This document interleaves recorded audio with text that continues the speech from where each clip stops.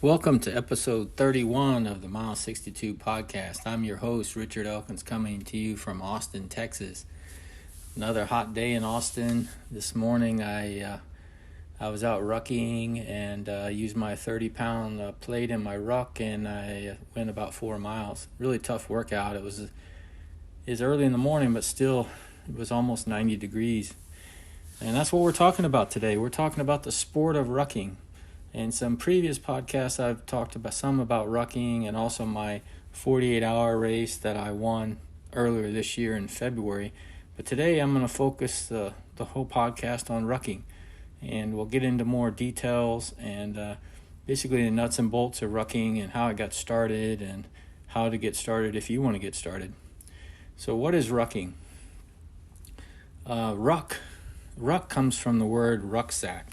And it comes from the military.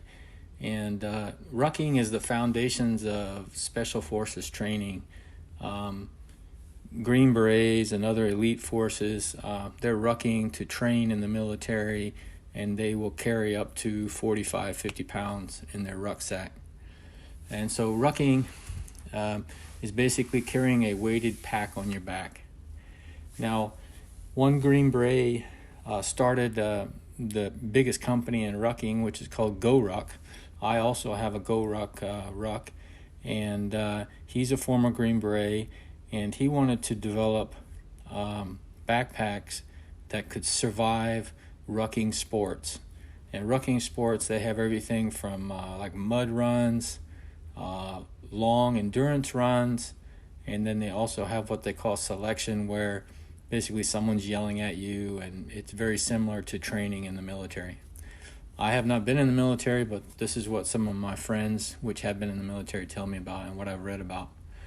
So rucking is, GoRuck advertises it as the best sport for people who don't like to run. Whereas I have a little different twist on it. I think it complements running because sometimes I don't feel like running, and I want to get a very good workout, so I'll fast hike with my ruck on using either 20 or 30 pounds. And for me, I think it really helps me with my core strength.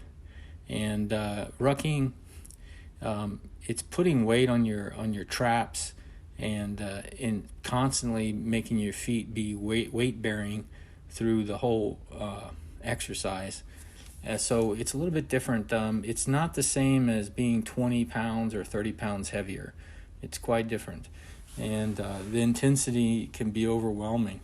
And because you got the pack on, you're not going to breathe very well because the pack, it's going to make you hotter. It's no different than wearing a bladder pack when you're ultra running. But in this case, you've got a steel plate on your back, and you want to protect yourself so that the pack is not going to chafe you. So I wear a short sleeve shirt, don't wear a tank top. And during the winter, if I'm racing in the winter, I'll wear like a down-filled coat, usually a t-shirt with a sleeveless down coat, and that works really well because if you're in a really long event, the metal plate sometimes can chafe you above your waist. Well, let's talk a little bit more about rucking. So some of the there's a lot of rucking events out there. GoRuck puts on a bunch of events, which I will talk about in a minute. There are some in Texas. They're putting on 24 and 48-hour events. That's Trail Racing Over Texas. They have an event in February. And Tejas Trails has just opened up a 25-mile event in October in their Cactus Rose event. So it's really starting to catch on. And the military alumni groups have rucking events, and GoRuck's putting on rucking events. There's quite a bit out there. One of the most famous rucking events is the Bataan Death March, and that's held every year in New Mexico. I hope to do that next year, because for me it's A little bit of history. My grandfather was in the Bataan Death March and during World War II, so I think it'd be very interesting to go out there and compete. One of the gentlemen that I was competing against in February had said, "Hey man, you're good at this stuff. You should go and try to compete in the Bataan Death March." And it's basically a marathon through the desert in New Mexico. So I look forward to doing it. But in that event, they require you to carry 35 pounds. So that's a lot.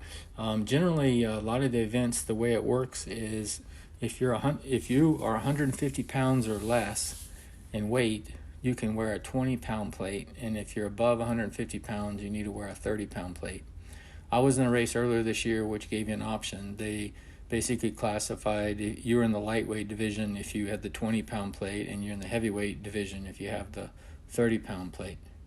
So so that's how the racing events, they usually will separate people based on their weight, how much weight they're carrying. And so like I said, this sport is gonna, an exercise is going to help you build up your core muscles. You're going to burn 2 to 3 times more calories than you would if you were hiking or just fast walking. And there's going to be, it's going to help you engage a lot of body parts. It's going to help you engage your abs, because your abs are fighting to keep your body up straight. And also, like I said before, your trapezius muscle is going to have a lot of pressure. And when you first start rucking, you're like, man, this is painful. I don't know why I'm doing this. But trust me, after you ruck a couple times, your shoulders won't bother you anymore. Now, you're going to get tired and sore from it, but it won't be painful. The first time I went rucking, kind of a back up a little bit, before my race earlier this year, I wanted to do a rucking race, but I knew nothing about it. I didn't even know what rucking was. So I bought a GoRuck and a 20-pound plate, and I thought, well, I'll do some training. I had about a month. I went out and rucked only a couple miles, and it was really painful. And I was thinking to myself, how am I going to do this for 48 hours? But sure enough, after I did a few rucking days, I felt fine. And so don't be turned off if you borrow somebody's ruck, or you buy a ruck yourself and you do it once or twice and it's painful. Your shoulders will get used to it, and you'll really appreciate what it does for you. It really builds up your strength. And I think it's helped me in my running. And, I'm a trail runner. I'm doing technical trails and hitting elevation. And so I want to build up my strength.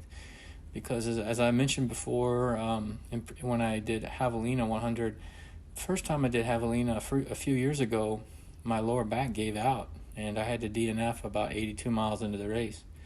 And then I really focused on building up my core strength, with sit-ups and planks and all that. And for the last year, I've been also doing rucking, and I haven't had any problems with my lower back. And I was able to complete Javelina 100 the following year. So, some people use weighted vests, and I think those are great too. But one option I'd like to throw out there for you is rucking. I think you will really like it, and it's a great alternative to running. If you're just you're beat up and you just don't feel like running or cycling that day, put on your ruck, go out fast hiking. So so highly recommend that. Let's talk a little bit about the GoRuck races. GoRuck is the leader in rucks, and they also put on some big races. So they have 3 different divisions of racing, and they're available all over the United States, and you can sign up on their website. They have a light category, which is generally 4 to 5 hours of rucking. You go about 7 to 10 miles. The weight requirement is if you're under 100, if you're 150 or less, you can wear 10 pounds. If you're above 150, you wear 20 pounds. Completion rate is usually around 100%. It's just a fun day. And then they have the next level, which they call the Tough Series. It's usually rucking 10 to 12 hours. You're generally going 15 to 20 miles. And the weight requirement is bumped up. So if you're under 150 pounds, you got 20. And if you're above 150 pounds, you wear a 30-pound plate. Completion rate is around 94%. And I'm taking this stats off of their website. And then their most difficult race is what they call heavy. And these races are generally 24 hours. You go 40 miles or more. and completion rate is about 50%. And same requirements as tough. You're wearing a 20-pound plate or a 30-pound plate. Actually, I hope to do one of these races. I've heard a lot about them and want to do one next year. I thought about getting in the Tough Mudder and all that, but that's, obstacle course racing. I don't think I would be very good at it or like it. It's just too short. But I really plan on expanding my ruck racing. And I've done some this year and plan to get more involved in it next year. That's just kind of an alternative so I don't get bored, because, I like just different kinds of adventure racing. And the other thing I wanted to talk about on rucking is, more about what to wear. I told you, you want to wear a shirt that's going to protect you from chafing, because the pack is heavy. And another thing you want to do is, I made the mistake and I didn't learn about it till I read online about people giving tips on rucking, is you want to buy a sternum strap. And why the rucks don't come with it automatically, I don't know. But you can go on the GoRuck website and they sell sternum straps for $10. And that is just a lifesaver. Basically what it is, it's going across your sternum horizontally, and you can pull the two backpack, basically the backpack's hanging on your trap, so you can pull them together.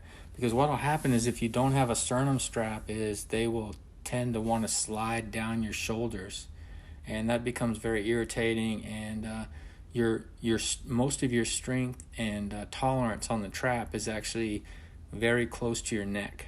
So highly recommend you get a sternum strap when you buy a ruck, and they're available on GoRuck, and I think the competitor brands have them as well. So you want to have a good backpack, or ruck as we call it. GoRuck is a good brand. There's some other ones out there too you can check out. GoRuck is guaranteed for life, so if you damage it, send it back in, they'll send you another one. I actually have the speed ruck, but it's basically the most minimal ruck. It holds your plate, and they can hold either a 20-pound or a 30-pound plate perfectly in a pocket, and will also hold a mobile phone. And they have different types of packs which will hold more stuff, but I have the most minimal pack. It's designed for ruck racing. Let's talk about shoes. This is very important in rucking. The rucking vendors or suppliers, they sell different types of shoes for rucking. I don't really see any advantages in their shoes. They also have, I've seen some military guys, ex-military guys, and enlisted military guys in the ruck races. They wear some shoes that kind of look like, or boots, I should say. They look like jungle boots. I used to have jungle boots a long time ago, and I think those are is one brand that makes a type of looks like a jungle boot for rucking. Those work really well, but I think for short distances.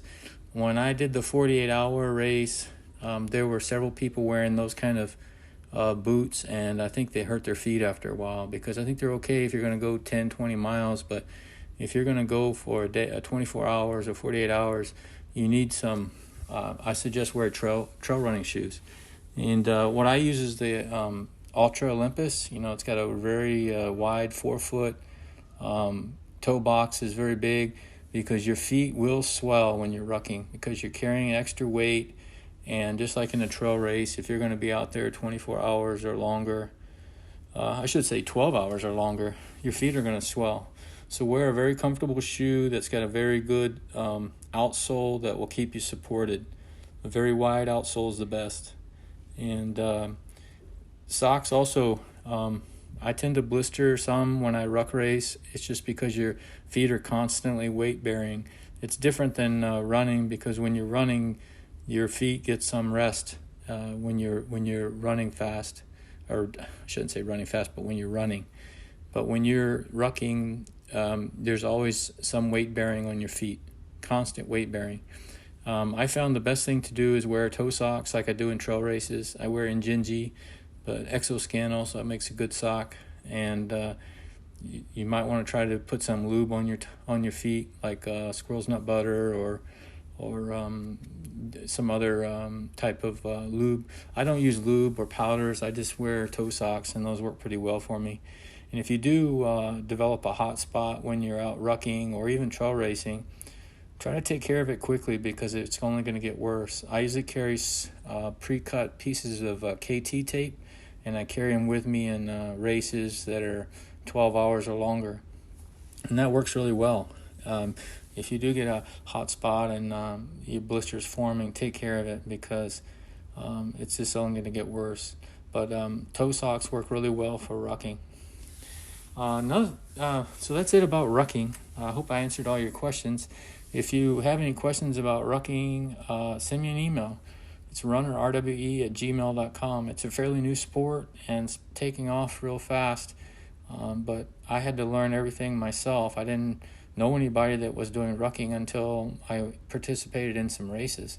So if you have any questions, send me an email or reach out to me on social media. You can find me at runnerrwe at Instagram, Facebook, or Twitter. Another thing I want to talk about today is GPS settings. I answered some questions online for a friend, and this has come up before, and it can be a little bit confusing on the Garmin. With a Garmin, especially the high-end Garmins, such as the Phoenix series, and I think probably half of their watches, you have a choice, and you can either set it for GPS plus GLONASS satellite, or GPS plus Galileo satellite. So which one do you choose? That's a bit confusing. I did a test myself because I was planning on, two things. I was in a trail race, I think it was a Bandera 100K, and I went around a mountain and my watch just stopped, no GPS signal. And after that race, I got it to work again. I started it and stopped it again. But after that race, I was thinking to myself, do I have it on the wrong GPS setting? Why would it stop in a trail race? I had it on GPS plus GLONASS. I figured, I got 2 different GPS networks. It's got to be better than one, right? Well, that's not really the case. And I'll go into it in a little bit more detail. And another way I tested this out was I was planning to do a backyard ultra in my backyard, and my backyard's not that big. So I put it on all 3 of the different GPS settings and ran around my yard. And it turns out that the setting GPS was the more true circle. GPS plus GLONASS was the worst. It actually showed me running way outside of my yard and coming back in. Well, I had a friend on Twitter show a picture where they were laughing. Basically, it showed them running across water. They were running around a pond, and the GPS showed it like every lap they were running across the pond. So I found a write-up online, GPS expert, where he explained it in more detail, and I'll read it to you, and it makes real good sense. So you have the 3 different GPS settings that you can do in your Garmin. Like I said, you have GPS plus GLONASS, GPS plus Galileo. And he says that GPS plus GLONASS really should only be used if you don't have the Galileo option on your device. GLONASS was designed to be more accurate than GPS in theory, but less accurate in practice. Adding either GLONASS or Galileo will just increase your battery consumption. No setting will be more accurate than GPS only if you are in open skies and within 45 degrees of the equator. This is because Garmin only does single frequency Galileo solutions and thus can't leverage its benefit for positional accuracy. However, if you start blocking significant parts of the sky, like you're in ditches or going around a rock mountain, which we do a lot in Texas during races, adding Galileo will increase the number of satellites visible on your watch. This can improve positional accuracy. So basically, in summary, if you're not in a trail race with a bunch of mountains and ditches and ravines, just keep it on GPS. You don't need the Galileo or the GLONASS. And I learned that from just troubleshooting some of my own adventures And I studied it online, and some people that know a lot better about GPSs than me gave a lot of detail on why you should only use GPS mode. It makes no logical sense. You would think that if you use two of them together, it would be more accurate. That was the reason I selected them in the beginning, not knowing anything about it. But it turns out that GPS only is the best selection, unless you're in a trail race with a bunch of mountains and steep ravines. So hope that helps. If you have any questions, send me an email about that. But you really should not just leave your GPS setting alone. You should check it out what it is, because it can make a difference in how accurate and how you show up on Strava. You don't want to lose miles or run along a coastline and it looks like you've been swimming. That all has to do with the GPS settings, and that's available in most of the Garmin watches. And I'm sure that Sunto and Coros have similar features. Anyways, I hope you had a great weekend. It's Sunday here in Texas, and I hope you have a great week. And like I always say, enjoy your run. Take care.